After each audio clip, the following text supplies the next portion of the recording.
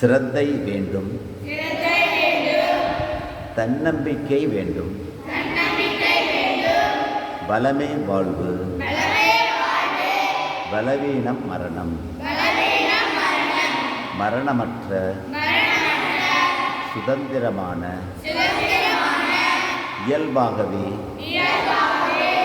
தூய்மையான ஆன்மாவே நாம். நாம் பாவம் செய்ய முடியுமா? முடியவே முடியாது. இத்தகைய நம்பிக்கை தான் வேண்டும். இத்தகைய நம்பிக்கையே நம்மை மனிதனாக்கும், நம்மை தெய்வமாக்கும். இந்த சிரத்தையை இழந்ததால் தான் நாடு உருக்குலைந்து போயிற்று.